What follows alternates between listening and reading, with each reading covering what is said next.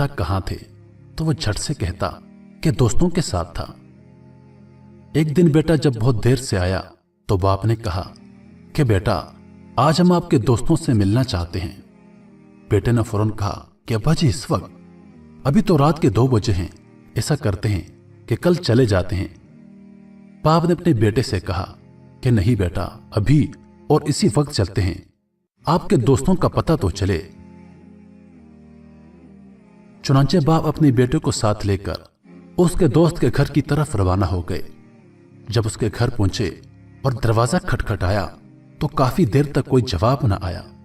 बिलाखिर balcony से sir निकालकर एक बुजुर्ग ने, जो उसके दोस्त का बाप था, उसने आने की वजह दरियाफ्त की तो लड़के ने कहा कि अपने दोस्त से मिलने आया हूं, आप उसको मेरा नाम बताइए और उसे कह दीजिए कि मुझे उससे मिलना है।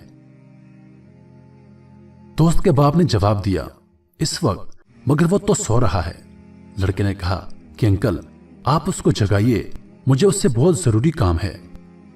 मगर बहुत देर गुजरने के बाद भी यही जवाब आया कि सुबह को आ जाना, अभी उसे सोने दो। अब तो इज्जत का मामला था। उसने इमरजेंसी और अहम काम का हवाला दिया, मगर आना तो दूर की बात, उसने झांकना भी गवारा ना किया।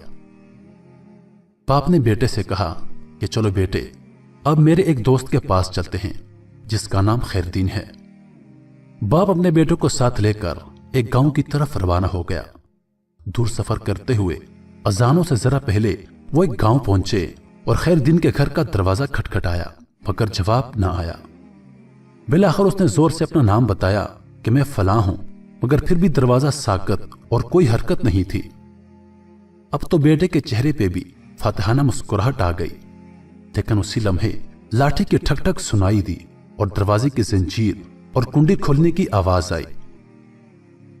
एक बूढ़ा शख्स बरामद हुआ जिसने लिपट कर अपने दोस्त को गले लगाया और बोला कि मेरे दोस्त, बहुत माजरत चाहता हूं, मुझे देर इसलिए हो गई कि जब तुमने 27 साल बाद मेरा दरवाजा रात गए खटखटाया तो मुझे लगा कि शायद तुम किसी मुसीबत में हो, इसलिए जमा किए हुए पैसे निकाले कि शायद तुमको पैसों की जरूरत होगी।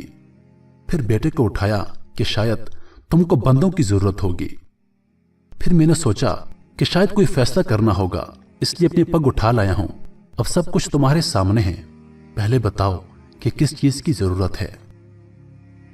यह सुनकर बेटे की आंखों से आंसू आ गए कि अब्बा जी कितना समझाया करते थे कि बेटा, दोस्त वो नहीं होता जो जरूरत जगहों में साथ हो, बल्कि दोस्त वो होता है जो एक आवाज पर हक दोस्ती निभाने आ जाए।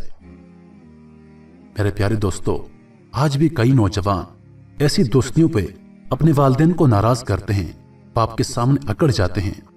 जरा दिल थाम कर सोचिए कि आपके हल्का अहबाब और दोस्तों का शुमार इनमें से किस किस्म के दोस्तों में होता है। मेरे प्यारे दोस्तों, इंसान अपने दोस्तों की वजह से पहचाना जाता है। किसी ने क्या खूब कहा है कि जैसा देश वैसा भेष। जैसे आपके दोस्त होंगे वैसा ही आपका किरदार होगा, क्योंकि सोहबत का असर इंसान पे डायरेक्टली होता है। तो मेरे प्यारे दोस्तों, अपने अच्छे और बुरे दोस्तों की पहचान कीजिए